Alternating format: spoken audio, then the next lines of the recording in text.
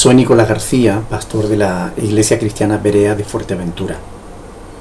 Alguien llamado Defensores de las Sagradas Escrituras nos ha escrito al Face diciéndonos: hola Nicolás, tus vídeos han sido de mucha edificación. Algunos hermanos nos piden más acerca de otros temas.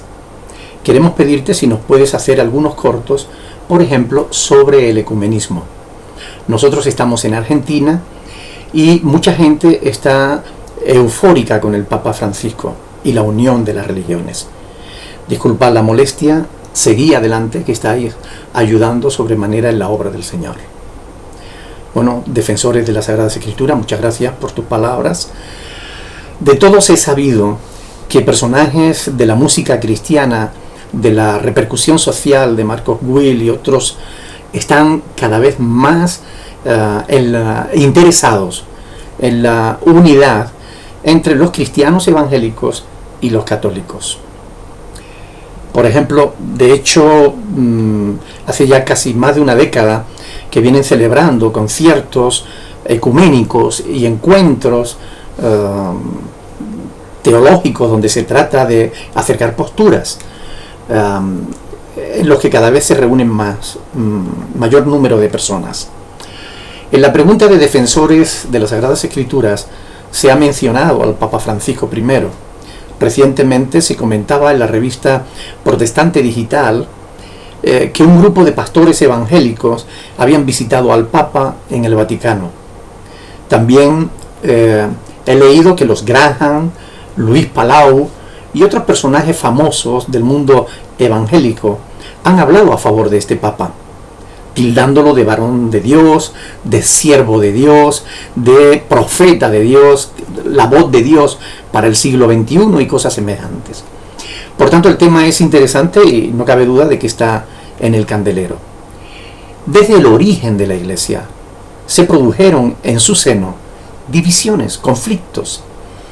En el libro de los Hechos de los Apóstoles, capítulo 15, el evangelista e historiador Lucas nos muestra cómo algunos judíos de Jerusalén sostenían que los gentiles debían circuncidarse si querían ser salvos, postura contraria a la que mantenía el apóstol Pablo, por lo cual, dice Lucas, se produjo una discusión no pequeña.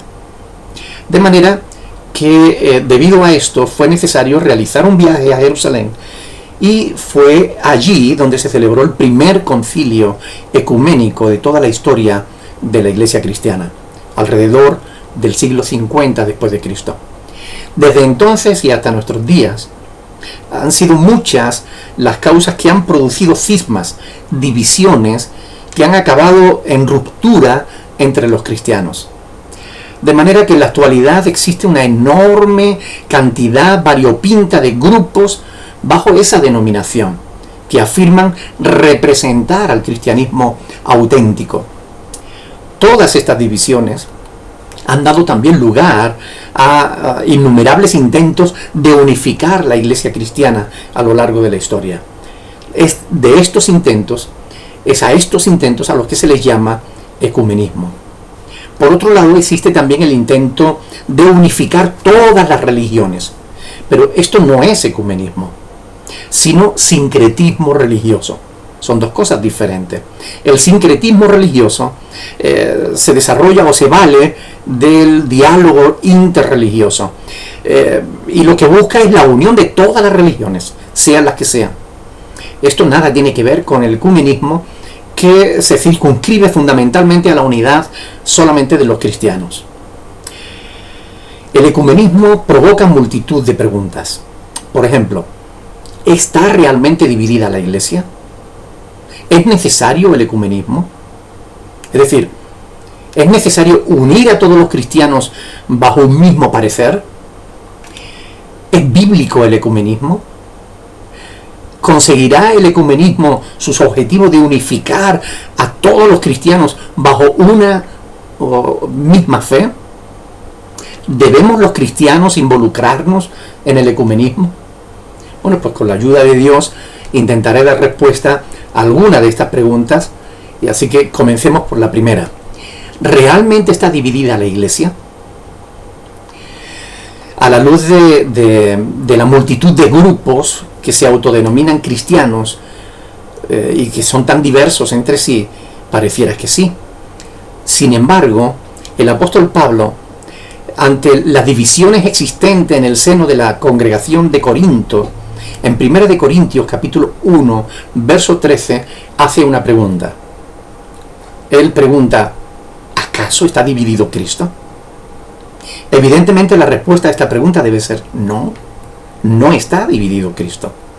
Por tanto, a la luz de este pasaje y de otros muchos, se afirman en la Biblia que los verdaderos cristianos estamos unidos en el cuerpo de Cristo. Por ejemplo, Juan 1:12 dice, mas a todos los que le recibieron, a los que creen en su nombre, les dio la potestad de ser hechos hijos de Dios. Quiere decir que como hijos de Dios pertenecemos a una sola familia, a la familia de Dios. Somos hermanos, estamos unidos en eso. Juan 15, del 1 al 5, Jesús dijo, yo soy la vid y vosotros los pámpanos. Así pues, todos los cristianos somos pámpanos de una única vid. Estamos unidos en Cristo. Romanos 12:5 dice, así nosotros, siendo muchos, somos un cuerpo en Cristo y todos miembros los unos de los otros. 1 Corintios 12:13, porque por un solo espíritu fuimos todos bautizados en un cuerpo, sean judíos o griegos, sean esclavos o libres, a todos se nos dio a beber de un mismo espíritu. Es decir, aquí en este pasaje de las Escrituras, el apóstol Pablo, hablando del bautismo del Espíritu Santo, dice que cuando nosotros creemos, somos bautizados, es decir, sumergidos en un cuerpo, el cuerpo de Cristo. Y Cristo no tiene muchos cuerpos, tiene uno solo. Por último, hay un pasaje de las Escrituras que es Efesios capítulo 4, del 1 al 6, donde se hablan de 7 lazos que une a todos los verdaderos cristianos. Ahí el apóstol Pablo dice, yo pues, preso en el Señor, os ruego que andéis como es digno de la vocación con que fuisteis llamado, con toda humildad y mansedumbre, soportándoos con paciencia los unos a los otros en amor, solícitos en guardar la unidad del Espíritu en el vínculo de la paz. Quiero llamar vuestra atención en que la unidad solo debemos guardarla, es decir, ponerla por obra. La unidad ya es, y no depende de nosotros ni de nuestras obras, sino que depende de Dios y de lo que Dios ha hecho. Porque dice, un cuerpo, un espíritu, como fuisteis también llamado en una misma esperanza de vuestra vocación. Un Señor, una fe, un bautismo, un Dios y Padre de todos, el cual es sobre todos y por todos y en todos. Por consiguiente, a la luz de las Sagradas Escrituras, el cuerpo de Cristo, la iglesia cristiana, no son muchas, sino una sola. Somos uno en Cristo. No obstante, ¿por qué existen tantos grupos diversos, distintos, si somos uno en Cristo? Bien, lo primero que debemos aclarar es que juntos en la iglesia de Cristo, juntos en la iglesia conviven verdaderos creyentes nacidos de nuevo con falsos hermanos, que no son iglesia, pero que están en nuestras congregaciones. Jesús mismo nos enseñó esto en Mateo capítulo 13, del 24 al 30, cuando nos habló de la parábola del trigo y de la cizaña. Y también Pablo habló de esto en 2 de Corintios 11, 26, comentando su propio testimonio. Él enumera entre sus muchos sufrimientos el haber estado en peligro entre falsos hermanos. Y en Gálatas 2:4 reconoce que en la iglesia se habían introducido falsos hermanos a escondidas para espiar la libertad que tenemos en Cristo. Así que, como dice el viejo fandango andaluz, ni son todos los que están, ni están todos los que son. No solo eso, sino que nosotros mismos, aún habiendo nacido de nuevo, mantenemos nuestra vieja naturaleza, que está en una continua lucha por tomar el control, por asumir el control de nuestra vida. Y a veces el orgullo personal, la rebeldía y otros pecados similares afloran en la vida del creyente, haciéndole caer en pleitos, en contiendas, en divisiones. Y esta es la razón por la cual, aunque espiritualmente somos uno en Cristo, humanamente necesitamos cada día ser exhortados a mantenernos en humildad y mansedumbre para que podamos soportarnos con paciencia los unos a los otros en amor, como hace Pablo en este pasaje de Efesios 4, capítulo 4 del 1 al 6. ¿Es bíblico el ecumenismo? En las Sagradas Escrituras encontramos muchos pasajes que nos exhortan a la unidad. No porque no estemos unidos, sino para que no dejemos de estarlo. En 1 Corintios capítulo 1 del 10 al 11, Pablo dice: os ruego pues, hermanos, por el nombre de nuestro Señor Jesucristo, que habléis todos una misma cosa, y que no haya entre vosotros divisiones, sino que estéis perfectamente unidos en una misma mente y en un mismo parecer. Porque he sido informado acerca de vosotros, hermanos míos, por los de Cloé, que hay entre vosotros de contiendas. Lo primero que quiero llamar vuestra atención es a la manera en que Pablo se dirige a los corintios. A pesar de sus problemas, a pesar de sus conflictos, él les llama hermanos. Es decir, reconoce que Pablo está dirigiéndose a creyentes en Cristo. Personas que, aunque no estén obrando del todo bien, han nacido de nuevo y forman parte de la familia de Dios. Ni Jesús, ni Pablo, ni ningún pasaje de las Escrituras nos llama a la unidad con los que no son cristianos. Más bien al contrario. Se nos dice, por ejemplo, en 2 Corintios capítulo 6, que qué comunión tiene la luz con las tinieblas. Por tanto, el ecumenismo es bíblico si hablamos de creyentes de verdad, es decir, de aquellos que verdaderamente lo son, porque han nacido de nuevo. Aquí surge, evidentemente, una cuestión importante. ¿Cómo saber si una persona o un grupo es o no verdaderamente cristiano? La respuesta es bien sencilla: por la palabra de Dios. En Juan capítulo 13, del 34 al 35, Jesús dice: un mandamiento nuevo os doy, que os améis unos a otros, como yo os he amado, que también os améis unos a otros. Y en esto conocerán todos que sois mis discípulos, si tuvieran amor los unos con los otros. Esta es una señal, una evidencia, quizás a la que más importancia se le da en nuestros días: al amor. Sin embargo, toda verdad bíblica debe ser equilibrada con otra verdad bíblica. Por tanto, le cito otro pasaje de las Escrituras, los que se evidencia quiénes son los verdaderos cristianos. Juan 8, 31 y 32. Jesús dijo a los discípulos que habían creído en él: si permaneciereis en mi palabra, seréis verdaderamente mis discípulos, y conoceréis la verdad, y la verdad os hará libres. Bueno, si no se permanece en las enseñanzas de Cristo, da igual que se llamen cristianos, realmente no lo son. Hay otras muchas evidencias a lo largo de toda la Escritura que nos permiten identificar a los verdaderos cristianos. Si tomamos, por ejemplo, la primera epístola del apóstol Juan en el capítulo 1, del 5 en adelante, tenemos otras evidencias que manifiestan que una persona es o no es de Dios. Ahí se dice, por ejemplo, este es el mensaje que hemos oído de él y os anunciamos: Dios es luz y no hay ninguna tinieblas en él. Si decimos que tenemos comunión con él y andamos en tinieblas, mentimos. Y ahí otra evidencia.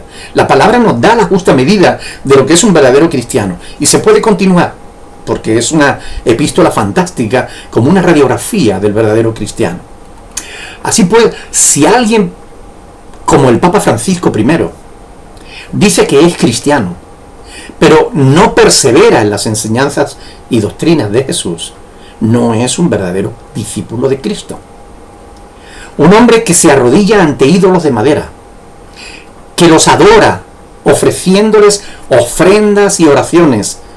Un hombre que cree que Jesús no es el único medio de salvación, que da mayor importancia a la enseñanza de los hombres que a la propia palabra de Dios, no es un verdadero discípulo de Cristo. Y no lo digo yo, lo dice Jesús en Juan 8, 31, 32. Por consiguiente, no debemos buscar la unidad con aquellos que, diciéndose ser cristianos, no viven en las enseñanzas de Jesús, no viven como tales. Por tanto, el ecumenismo es bíblico con los cristianos, pero no con aquellos que, diciendo ser cristianos, no lo son realmente. Resumiendo, la iglesia nunca ha estado dividida, pues es el cuerpo de Cristo y Cristo no puede estar dividido. Puede que surjan problemas entre los creyentes, pero aún así la iglesia sigue siendo una. Creo que era Derek Prince quien decía en uno de sus libros que cuando Cristo venga a por su esposa, a por la iglesia, viene a por su esposa, no viene a por un harén. Iglesia solo hay una. No obstante, cuando surgen desacuerdos entre los cristianos, debiéramos seguir el ejemplo del apóstol Pablo. Debiéramos asumir, tener el valor de seguir ese ejemplo. Es decir, sentarnos con aquellos que opinan diferente a nosotros y juntos con la palabra de Dios en la mano, orar que el Espíritu Santo nos dé un mismo sentir y un mismo parecer a todos. No debemos conformarnos a que cada cual piense lo que quiera, porque la palabra de Dios dice una fe. No hay mucha fe. Siempre teniendo la verdad de la palabra de Dios como fundamento. Pues está escrito en Efesios 4:15 que debemos seguir la verdad en amor. No seguir el amor a costa de la verdad, que es lo que algunos quieren vendernos, sino seguir la verdad en amor. Ese es el verdadero ecumenismo. Por último, en cuanto a si se conseguirá el ecumenismo, sus objetivos de unificar a todos los cristianos bajo una sola fe, personalmente creo que no, pues la unidad no tiene que ver con la uniformidad. La palabra de Dios nos enseña sobre la multiforme gracia de Dios, lo cual quiere decir que Dios obra de una manera en unos y de otra manera en otros, pero la verdad no cambia. Si los cristianos fuésemos un poquito más inteligentes, aceptaríamos la verdad de que las diferencias que hay entre congregaciones o entre grupos cristianos no tienen por qué separarnos, sino porque más bien nos complementan. A unos les gusta alabar a Dios con canciones rápidas y sonoras, a otros con canciones lentas y suaves. La diversidad permite que todos podamos alabar a Dios, pues lo importante es que de una u otra forma Dios sea glorificado. Quiero a Dios que os haya podido ayudar mediante este vídeo, porque ese es nuestro deseo, que la luz de la palabra de Dios ilumine nuestro camino. Si tienen alguna otra duda o sugerencia, diríjanse a nosotros por correo electrónico. Muchas gracias y bendiciones.